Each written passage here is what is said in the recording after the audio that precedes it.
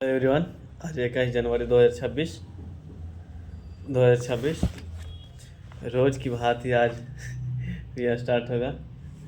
GS paper 1 है BPSC mains का। जिसको 71वीं बीपीएससी मेंस देना हो मेरे साथ जुड़ जाए। रिवीजन के तौर पे प्रीवियस ईयर क्वेश्चन पेपर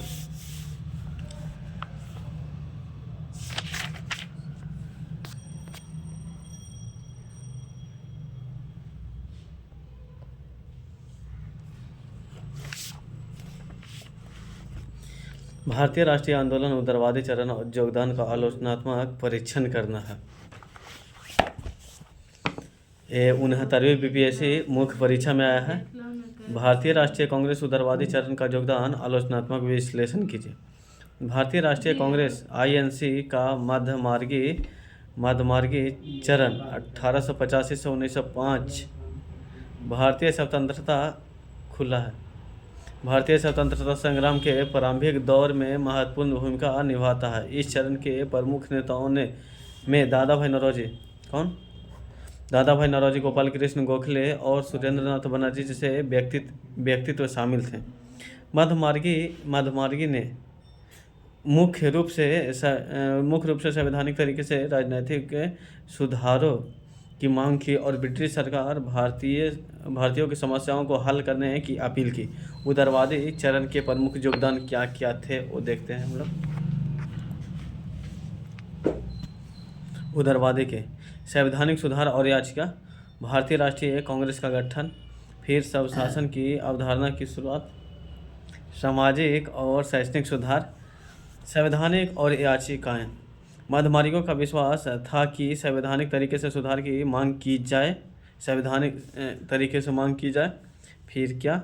उनके प्रमुख मांगों में विधान परिषदों का विस्तार, भारतीयों की उच्च प्रशासनिक पदों पर नियुक्ति और सैन्य खर्च में कमी शामिल थी। भारतीय राष्ट्रीय कांग्रेस का गठन 1885 में हुई थी। मुख्य रूप से ब्रिटिश अधिकारी थे। एलन ओक्टेवियन ह्यूम ने एक मंच प्रदान करने के लिए प्रेरित किया और कांग्रेस ने भारतीयों की शिकायत को प्रस्तुत करने और ब्रिटिश सरकार में सुधारों की मांग करने का कार्य किया। सामाजिक और शैक्षिक सुधार में मध्यमार्गियों ने शिक्षा और सामाजिक न्याय के क्षेत्र में सुधार को बढ़ावा देने में महत्वपूर्ण भूमिका निभाई। गोपाल कृष्ण गोखले जैसे नेताओं ने शिक्षा के विकास पर ध्यान केंद्रित किया और भारतीयों के आधुनिक प्रशासनिक भूमिकाओं के लिए तैयार करने के लिए अंग्रेजी शिक्षा का समर्थन किया। अंग्रेजी शिक्षा का समर्थन किया। स्वशासन की अवधारणा की शुरुआत कब से हुआ? मध्यमार्गियों ने भारतीयों के लिए ब्रिटिश साम्राज्य के भीतर अधिक स्वशासन की मांग की। वे ऐसे सुधार चाहते थे जो भारतीयों के प्रतिनिधित्व बढ़ाए। हालांकि उनका दृष्टिकोण ब्रिटिश शासन प्रणाली में ही था। मध्यमार्गी चरण की आलोचनाएं और सीमाएं क्या क्या थी उसको देखते हैं। जनता की जागरूक करने में विफल था मध्यमार्गी में। फिर कांग्रेस में एकता की कमी थी। ब्रिटिश शासन के प्रति वफादारी की अपेक्षा था। धीमी गति और प्रत्यक्ष कार्रवाई की कमी। मध्यमार्गी की प्रमुख आलोचना उनके धीरे धीरे सुधारों की ओर बढ़ने के दृष्टिकोण को लेकर याचिका की गई। उनके याचिकाओं और संवादों संवैधानिक तरीके पर अधिक जोर दिया, जो अक्सर ब्रिटिश उपेक्षा का शिकार हो गए। जनता को जागरूक करने में विफलता। जनता को जागरूक करने में क्या क्या विफलता की कठिनाई झेलना पड़ा वो देखते हैं। पॉइंट नंबर 1, यह आंदोलन शहरी शिक्षित वर्ग के मुद्दों तक सीमित था और किसानों श्रमिक को संघर्ष में शामिल नहीं कर पाया। पॉइंट नंबर 2, इसके कारण आंदोलन का प्रभाव व्यापक नहीं था और यह जन आंदोलन के रूप में औपनिवेशिक शासन को चुनौती नहीं दे सका। अब देखते हैं ब्रिटिश शासन के प्रति वफादारी का अपेक्षा क्या था। पॉइंट नंबर 1, मध्यमार्गियों को अक्सर ब्रिटिश क्राउन के प्रति अत्यधिक वफादार होने और महत्वपूर्ण स्वतंत्रता की मांग न करने के आलोचना का सामना करना पड़ा। सामना करना पड़ा। ब्रिटिश शासन प्रणाली के भीतर राजनीतिक सुधारों की मांग की, जिसे कुछ लोगों ने औपनिवेशिक शासन के साथ सहयोग मानते हुए नकारात्मक रूप से देखा। कांग्रेस में एकता की कमी थी, और कांग्रेस में एकता की भी कमी था। क्या कमी था? पॉइंट नंबर 1 देखते हैं। जबकि मध्यमार्गीय सुधार की मांग कर रहे थे, उनके भीतर अक्सर संवैधानिक सुधारों के बारे में एकता की कमी थी। पॉइंट नंबर 2, कांग्रेस के भीतर मध्यमार्गियों और उग्रवादियों के बीच आंतरिक मतभेद के ने आंदोलन के प्रभाव को कमजोर किया। कांग्रेस में जैसे उदारवादी था और उग्रवादी था, दोनों के बीच क्या था? मतभेद था। भारतीय राष्ट्रीय कांग्रेस के मध्यमार्गीय चरण ने भारतीय स्वतंत्रता संग्राम की शुरुआत राजनीतिक दिशा को आकारित किया। इस चरण ने न केवल भारतीयों की शिकायतों की आवाज़ दी, बल्कि कांग्रेस को एक राजनीतिक मंच के रूप में स्थापित किया। हालांकि उनके धीरे धीरे सुधारों की ओर बढ़ने का तरीका और ब्रिटिश शासन के प्रति सहयोगात्मक दृष्टि की आलोचना की गई, फिर भी उनके योगदान ने भारतीय राजनीतिक में बौद्धिक और संगठनात्मक आधारभूत को मजबूत किया। क्वेश्चन नंबर 1 देख लिया। अब क्वेश्चन नंबर 2 देखते हैं।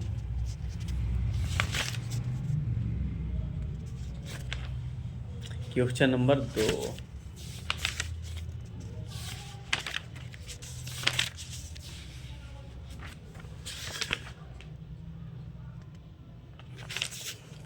2, क्या है?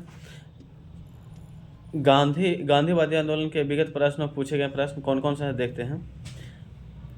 सब सेम है।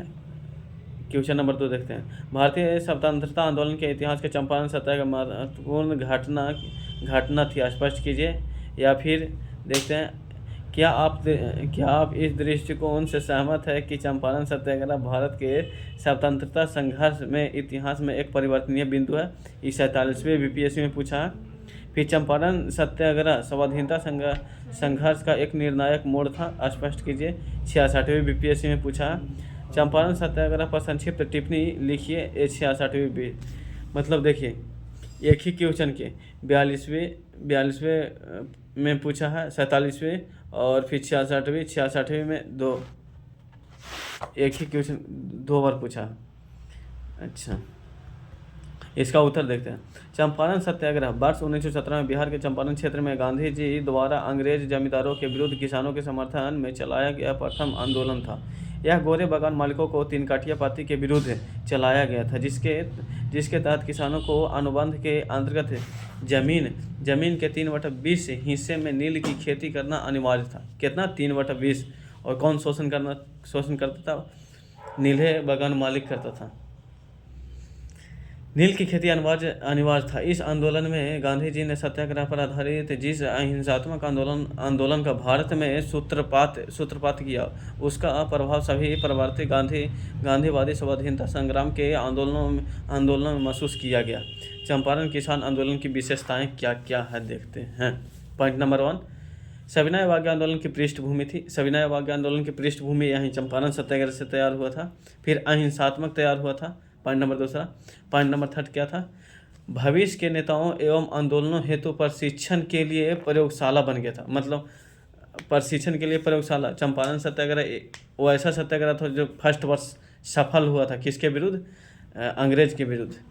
फिर पॉइंट नंबर 4, सत्याग्रह का सफल प्रयोग हुआ था यहाँ, और ये सत्याग्रह क्या हुआ था? सफल भी हो गया था। पॉइंट नंबर 5, अंग्रेज शासन के पराजय की शुरुआत हुआ था। अंग्रेज यहाँ पे पहली बार हारे भी थे। चंपारण सत्याग्रह भारत का प्रथम अहिंसात्मक आंदोलन था। यह मतलब अहिंसात्मक, कोई हिंसा इसमें नहीं हुआ था, अहिंसात्मक था। इस आंदोलन में गांधी जी ने अहिंसा पर आधारित सत्याग्रह तथा सविनय अवज्ञा जैसी राजनीति का सफल प्रयोग कर सरकार को झुकने में विवश कर दिया था। आंदोलन के दबाव बस सरकार ने किसानों की समस्या की जांच हेतु एक समिति का गठन किया। आंदोलन में गांधी जी ने जन साधारण की क्षमता में आस्था व्यक्त की, जबकि इसके पूर्व के अधिकांश आंदोलन संवैधानिक तरीके तथा बिना व्यापक जन सहभागिता से लड़े जाते थे। चंपारण आंदोलन के दौरान ही राजेंद्र प्रसाद, नरहरि पारिख, अनुग्रह नारायण सिंह, कौन? राजेंद्र प्रसाद, नरहरि पारिख, नरहरि पारिक, अनुग्रह नारायण सिंह आदि नेता गांधी जी के सहयोगी बने। यदि इन नवोदित नेताओं को प्रशिक्षण प्राप्त हुआ तथा बाद में इन्हीं नेताओं ने स्वतंत्रता संग्राम का बिहार में नेतृत्व किया। आंदोलन को तत्कालीन बुद्धिजीवी तथा मध्य वर्ग का समर्थन प्राप्त हुआ। इस आंदोलन की सफलता पर रविंद्रनाथ टैगोर ने गांधी जी को महात्मा की उपाधि दिया था। क्या? महात्मा का उपाधि दिया। कौन? रविंद्रनाथ टैगोर। किसको दिया था? गांधी जी को।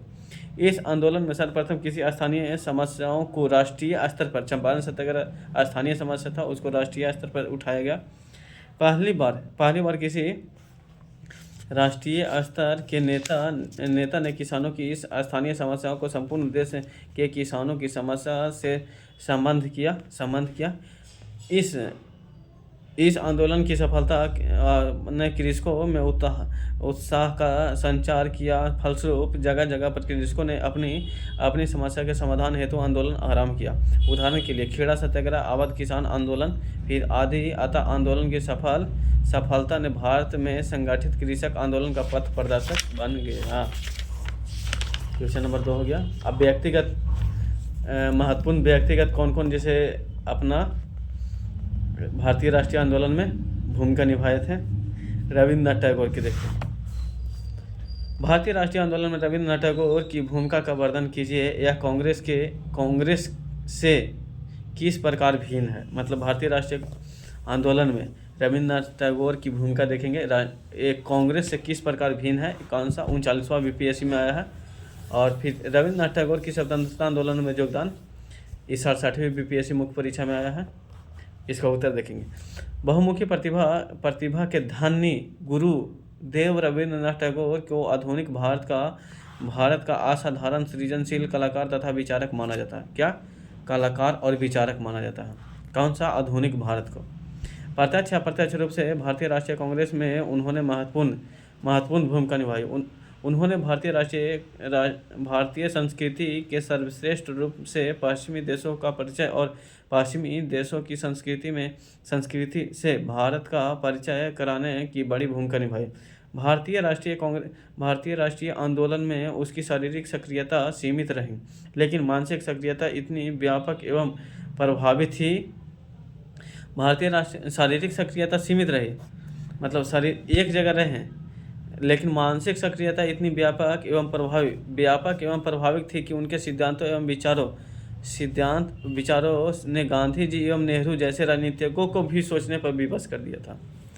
शारीरिक मतलब घूम कर मतलब आंदोलन में सक्रिय भूमिका नहीं निभाते थे, वो एक जगह रहकर निभाते थे। रविंद्रनाथ टैगोर उन्होंने अपनी साहित्य रचनाओं के माध्यम से भारतीय संस्कृति चेतना में नई जान डाल दी थी। उनकी रचनाओं में स्वतंत्रता आंदोलन तथा तत्कालीन समाज की स्पष्ट झलक देखने को मिलती है। उनके द्वारा रचित रचनाओं जनगण मन तथा अमर सोनार बांग्ला को 2 देशों का राष्ट्रगान बनाने का गौरव प्राप्त हुआ। 16 अक्टूबर 1905 को उनकी प्रेरणा से बंगाल विभाजन के विरुद्ध में शोक दिवस मनाया गया। लोगों ने उपवास रखे और दूसरों को राखी बांधे। कब? 16 अक्टूबर 1905। लोगों ने क्या रखा? उपवास रखा और क्या किए? एक दूसरे को राखी बांधे। वर्ष 1916 में टोक्यो विश्वविद्यालय में अपनी भाषण में भारत, चीन और सियाम थाईलैंड की स्वतंत्रता पर जोर दिया। कब? 1916 में। कहाँ? टोक्यो विश्वविद्यालय में, जापान की राजधानी टोक्यो में। 1932 में जब सविनय अवज्ञा आंदोलन के प्रति तीव्र था, टैगोर ने इस बात का समर्थन किया कि भारतीय जनता के मूल दावों को स्वीकार कर लिया जाए तथा भारत को स्वतंत्र कर दिया जाए। वे वसुधैव कुटुम्बकम की धारणा में विश्वास करते थे। उन्होंने वैश्विक स्तर पर उपनिवेशों की स्वतंत्रता का समर्थन किया। उनके विचारों काफ़ी हद तक कांग्रेस के विचारों से भिन्न थे, जिनका विवरण इस प्रकार है। क्या इस प्रकार है? राष्ट्रवाद की भिन्न संकल्पना, फिर मानवतावाद को राष्ट्रवाद से ऊपर रखना, अंग्रेजी शासन से मित्रता, वैचारिक आंदोलन, अंतर्राष्ट्रवादी। पॉइंट नंबर 1 देखें, रविंद्रनाथ टैगोर का राष्ट्रवाद कांग्रेस के राष्ट्रवाद से भिन्न था। कांग्रेस के राष्ट्रवाद से उन्होंने संपूर्ण मानव जाति को एक मंच पर लाने का काम किया। टैगोर ने मानवतावाद को राष्ट्रवाद का प्राथमिक दी, मानवतावाद को राष्ट्रवाद पर प्राथमिकता दी। मानवता मतलब राष्ट्रवाद नहीं, पहले मानवतावाद है। टैगोर ने मानवतावाद को राष्ट्रवाद पर प्राथमिकता दी। वे राष्ट्रवाद को मानवतावाद के विकास में अवरोधक मानते थे, जबकि कांग्रेस पहली प्राथमिकता राष्ट्रवाद को देता था। किसकी? राष्ट्रवाद को पहली प्राथमिकता देते थे। अच्छा, पॉइंट नंबर 3, टैगोर भारत की स्वतंत्रता के प्रबल समर्थक थे, लेकिन अंग्रेजों के दुश्मन बनकर नहीं बल्कि दोस्त बनकर। इसलिए उनको असहयोग आंदोलन का समर्थन नहीं किया।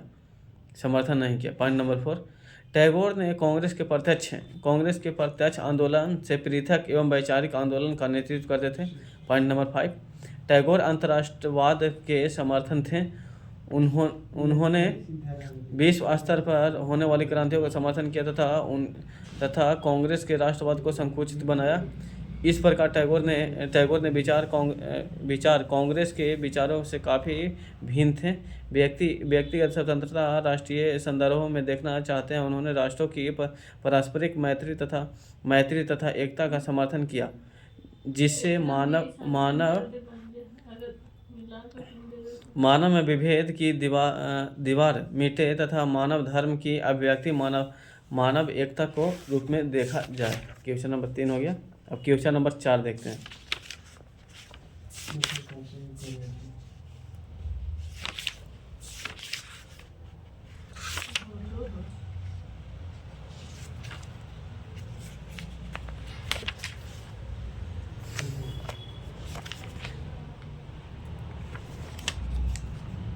भारतीय परिषद अधिनियम 1892 का संक्षिप्त विवरण करें। ये कौन सा टॉपिक से है?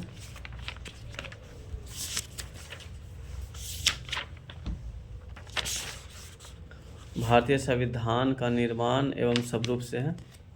अच्छा, भारतीय परिषद अधिनियम कब आया था? क्वेश्चन नंबर 4 69वीं बीपीएससी के मुख्य परीक्षा में आया है। भारतीय परिषद अधिनियम 1892 में ब्रिटिश संसद द्वारा पारित एक महत्वपूर्ण कानून था, जिसका उद्देश्य ब्रिटिश भारत में भारतीयों की भागीदारी को बढ़ाना था।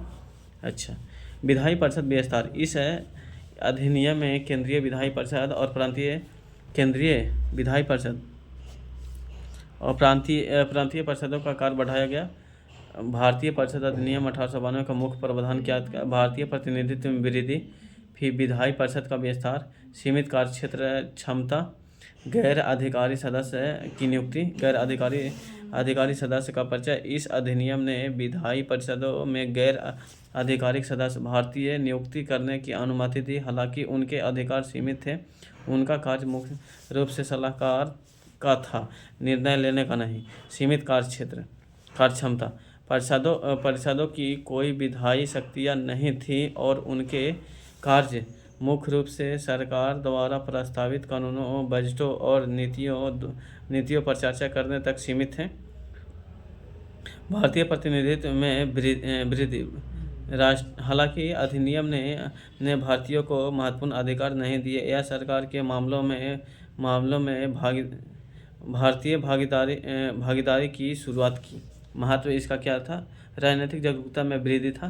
भारतीय दबाव में प्रतिक्रिया था। राजनीतिक जागरूकता में क्या क्या था देखते हैं। इस अधिनियम ने भारतीय के बीच राजनीतिक जागरूकता और भागीदारी की नींव रखी, जिससे भारतीयों द्वारा अधिक प्रतिनिधित्व की मांग करने वाले राजनीतिक आंदोलनों का उदय हुआ। भारतीय दबाव की प्रतिक्रिया। यह अधिनियम आंशिक रूप से भारतीयों की बढ़ती मांग का उत्तर था, जो देश के प्रशासन में अधिक भागीदारी चाहते थे। सीमाएं क्या क्या थी?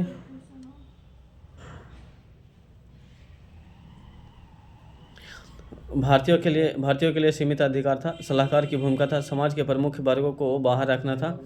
भारतीयों के लिए सीमित अधिकार था। अच्छा, हालांकि भारतीय सदस्यता की संख्या में वृद्धि वृद्धि तो हुई, लेकिन यह अधिनियम उन्हें सरकार के निर्णय निर्णय पर प्रभाव डालने के लिए पर्याप्त अधिकार अधिकार नहीं देता था। सलाहकार सलाहकार भूमिका। परिषद केवल सलाहकार निकाय की थी, जिनका वास्तविक विधायी प्रक्रिया प्रक्रिया पर सीमित था।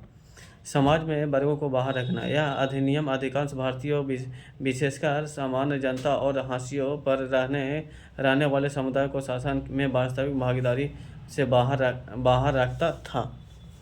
अच्छा, भारतीय परिषद अधिनियम 1892 सुधार की दिशा में भारतीय की सब शासन की दिशा में यात्रा की शुरुआत का प्रतीक था। इसने भारतीयों की राजनीतिक भागीदारी की आवश्यकता को ब्रिटिश सरकार द्वारा पहचान, हालांकि यह भारतीय स्वशासन की गहरी मांगों को पूरी तरह से पूरा नहीं करता था। इस अधिनियम के आगे सुधार के लिए एक आधार तैयार किया। क्वेश्चन नंबर 4 को इसमें हो गया जीएस पेपर 1 में। जीएस पेपर 2 में 4 को क्वेश्चन देखेंगे।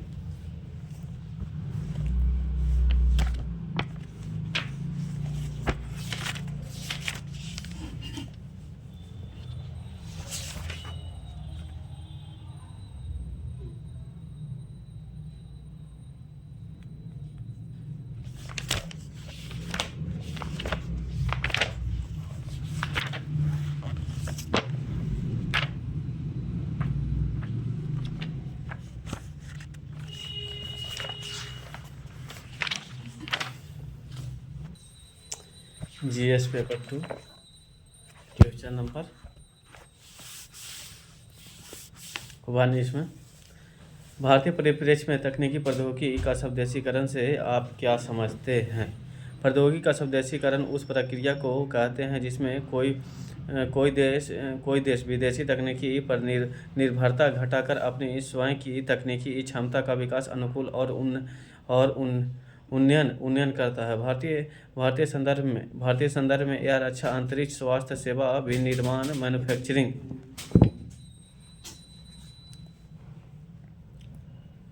मैन्युफैक्चरिंग और अन्य महत्वपूर्ण क्षेत्रों में आत्मनिर्भर बनाने की प्रक्रिया को दर्शाता है। भारत में प्रौद्योगिकी के स्वदेशीकरण का महत्व दीजिए। रणनीतिक सचेतनता रक्षा को महत्वपूर्ण क्षेत्रों में विदेशी निर्भरता को कम करता है। आर्थिक विकास, मेक इन इंडिया पहल को मजबूत करता है और रोजगार सृजन को बढ़ावा देता है।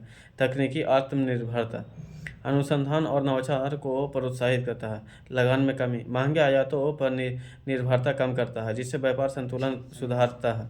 राष्ट्रीय सुरक्षा रक्षा उद्योग को सुदृढ़ बनाता है और बाहरी खतरों को सुरक्षा देता है। स्टार्टअप और एमएसएमई को बढ़ावा देता है। छोटे और मध्यम उद्योग को नवाचार और उत्पाद में भाग लेने का अवसर प्रदान करता है। भारत में तकनीकी स्वदेशीकरण के प्रमुख क्षेत्र क्या है? रक्षा और एरोस्पेस, अंतरिक्ष उपग्रह का प्रौद्योगिकी, ऑटोमोबाइल, नवीकरणीय ऊर्जा, स्वास्थ्य क्षेत्र, फिर इलेक्ट्रॉनिक एवं सेमीकंडक्टर उद्योग। भारत में तकनीकी स्वदेशीकरण के प्रमुख क्षेत्र रक्षा एवं एरोस्पेस में उदाहरण तेजस लड़ाकू विमान, ब्रह्मोस्त्र मिसाइल संयुक्त सहयोग के साथ स्वदेशीकरण। INS विक्रांत भारत का पहला स्वदेशी विमान वाहक पोत है। सरकारी पहल रक्षा अनुसंधान एवं विकास संगठन DRDO आत्मनिर्भर रक्षा नीति रक्षा स्वदेशीकरण सूची है। अंतरिक्ष एवं उपग्रह प्रौद्योगिकी है। उदाहरण के लिए चंद्रयान, मंगलयान, नव IC भारत का अपना GPS है। गगनयान भारत का पहला मानव अंतरिक्ष मिशन है। सहकारी पहल भारतीय अंतरिक्ष अनुसंधान ISRO अंतरिक्ष क्षेत्र में आत्मनिर्भर भारत अभियान है। इलेक्ट्रॉनिक एवं सेमीकंडक्टर उद्योग है। उदाहरण के लिए भारत में सेमीकंडक्टर निर्माण 5G तकनीकी में स्वदेशी विकास होता है। सहकारी पहल होता है। सेमीकंडक्टर मिशन उत्पाद लिंकेड प्रोत्साहित योजना है। मोबाइल और नवीकरणीय ऊर्जा है। उदाहरण के लिए स्वदेशी ईवी बैटरी उत्पादन, ग्रीन हाइड्रोजन तकनीक का विकास होगा। सरकार पहल फेम जैसे फास्टर एडोप्शन मैन्युफैक्चरिंग और योजना के ग्रीन हाइड्रोजन मिशन, स्वास्थ्य क्षेत्र में उदाहरण जैसे कोवैक्सीन, भारत का पहला स्वदेशी कोविड-19 वैक्सीन, सस्ती दवाओं का उत्पादन, जन औषधि योजना होगा। फिर सहकारी पहल, राष्ट्रीय बायो फार्मा मिशन API आत्मनिर्भरता अभियान होगा। उन्नत अनुसंधान एवं विकास, R&D का अभाव होगा। विदेशी प्रौद्योगिकी एवं अधिक निर्भरता, नवाचार के लिए वित्तीय संसाधनों में कमी, कुशल कार्यबल की कमी, वैश्विक प्रतिस्पर्धा और व्यापार निर्भरता। भारत में स्वदेशीकरण केवल तकनीकी आत्मनिर्भरता की प्रक्रिया नहीं है, बल्कि यह वैश्विक शक्ति बनाने की दिशा में एक महत्वपूर्ण कदम है। रक्षा, अंतरिक्ष, स्वास्थ्य और उद्योग को आत्मनिर्भर से न केवल राष्ट्रीय सुरक्षा सुदृढ़ बल्कि आर्थिक विकास भी तेज होगा। आत्मनिर्भरता, Bharat make in India PLI योजनाओं जैसी सरकारी पहल इस दिशा में महत्वपूर्ण भूमिका निभा रही है।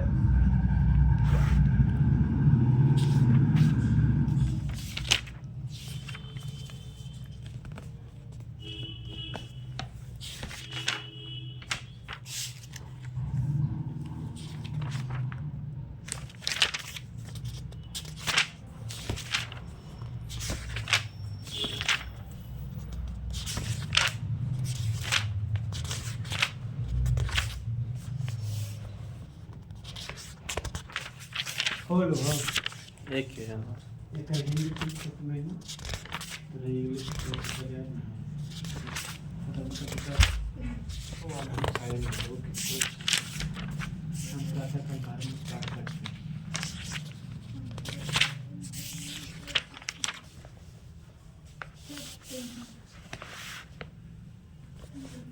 अब देखेंगे क्वेश्चन नंबर 2। विगत कई वर्षों में बाढ़ एवं सूखे की स्थिति में बिहार राज्य के उन्नति एवं समृद्धि को लगातार प्रभावित किया है। इस प्रकार के दुर्घटना को प्रबंधन विज्ञान अभियांत्रिक भूमिका विशिष्ट उदाहरण के साथ विवेचना कीजिए। बिहार की भौगोलिक परिस्थिति के कारण बाढ़ एवं सूखा के यहाँ के लिए गंभीर समस्या बन चुकी है। राज्य में नेपाल की तराई से लेकर एवं पश्चिमी बंगाल में लगी पूर्वी सीमा तक निरंतर बाढ़ का प्रकोप रहता है। दूसरी ओर मध्य एवं पश्चिमी बिहार में सूखा की समस्या गंभीर बनी हुई है। बाढ़, भारत के कुल बाढ़ ग्रसित क्षेत्र का लगभग 17% बिहार राज्य में है। कुल भौगोलिक क्षेत्रफल का करीब 2/3 बाढ़ प्रभावित रहता है। बिहार के अधिकांश जिले से प्रभावित हैं। उत्तर बिहार की प्रमुख है नदियाँ में सिल्ट गाद अत्यधिक जमाव तथा नदियों के किनारे अत्यधिक कटाव बाढ़ का प्रमुख कारण। वहीं दक्षिण बिहार में बरसाती नदियाँ बाढ़ का प्रमुख कारण है। बाढ़ से जान माल की हानि फसलों, खाद्यान्न एवं चारे की कमी, स्वच्छ पेयजल की समस्या एवं संक्रामक रोगों की संभावनाएं, यातायात एवं संचार सेवाओं में बाधा उत्पन्न करता है। सूखा, देखेंगे सूखा, राज्य में अधिकतर कृषि मानसून से प्राप्त बारिश पर निर्भर करता है। राज्य सिंचाई सुविधाओं में नहीं केवल 8 जिलों में बड़ी सिंचाई परियोजना जिसमें रोहतास, कैमूर, भोजपुर, औरंगाबाद, बांका एवं लखीसराय शामिल हैं। राज्यों में सूखे की समस्या एवं कृषि प्रभाव में होने के साथ ग्रामीण क्षेत्रों और रोजगार की कमी, खदान एवं मवेशियों के चारे की समस्या उत्पन्न भी होती है। बाढ़ एवं सूखे प्रबंधन में विज्ञान एवं प्रौद्योगिकी की भूमिका। भौगोलिक सूचना प्रणाली GIS, यह कंप्यूटर आधारित प्रणाली जो आवश्यकता पड़ने पर भौगोलिक स्थिति के बारे में सूचना प्रदान करने में सक्षम है। अच्छा, प्रणाली बाढ़ प्रभावित क्षेत्र में फंसे लोगों को सही स्थिति बताने में सक्षम है। यह किसी भी क्षेत्र में जोखिम मूल्यांकन करने में उपयोगी हो सकता है। रिमोट सेंसिंग, इसके जरिए बिना भौतिक संपर्क के स्थापित किए भाग में बारे में सूचना की प्राप्ति। इस कारण से यह बाढ़ प्रबंधन दौरान दूर दराज के लोगों को जानकारी प्राप्त करने में सक्षम है। सैटेलाइट, इसके जरिए बाढ़ की भविष्यवाणी करके समय से लोगों को सतर्क किया जा सकता है। इसकी मदद से पूर्व सूचना देकर लोगों को संभावित क्षेत्र से सुरक्षित क्षेत्र को विस्थापित किया जा सकता है। बाढ़ एवं सूखा के दौरान सैटेलाइट आपदा प्रभावित क्षेत्र का प्रत्यक्ष दृश्य प्रदान करने के साथ ही संचार नेटवर्क स्थापित करने का एक संभावित आश्रय स्थलों की पहचान करने की सहायक होती है। अच्छा, पॉइंट नंबर 4, इंटरनेट। इसके जरिए बाढ़ एवं सूखे के दौरान रिमोट क्षेत्रों में रहने वाले लोगों तक पहुंच स्थापित हो सकती है। इसके जरिए बाढ़ में फंसे हुए लोगों तथा सबसे अधिक प्रभावित क्षेत्रों की सूचना प्रसार जागरूकता के इतना हो सकता है। कुछ प्रमुख उदाहरण हैं। वर्ष 2013 में उत्तराखंड में मेघ विस्फोट में उत्पन्न बाढ़ समस्या के दौरान ड्रोन की मदद लापता लोगों की खोजी गई थी। अच्छा, फिर फेसबुक, ट्विटर, इंस्टाग्राम जैसे सोशल मीडिया प्लेटफॉर्म के लोगों की सुरक्षा सुनिश्चित किया जा रहा है। पॉइंट नंबर 3, IIT मद्रास के कृत्रिम बुद्धिमत्ता युक्त एवं ड्रोन की जो आधिकारिक आपदा के प्रभावित क्षेत्रों में फंसे लोगों को महत्वपूर्ण जानकारी प्रदान करने में मदद कर सकता है। उपयुक्त विवरणों से स्पष्ट होता है कि बिहार बाढ़ एवं सूखा गंभीर रूप से इस समस्याओं को जूझ रहा है। Thank you, bye bye all of you, जय हिंद।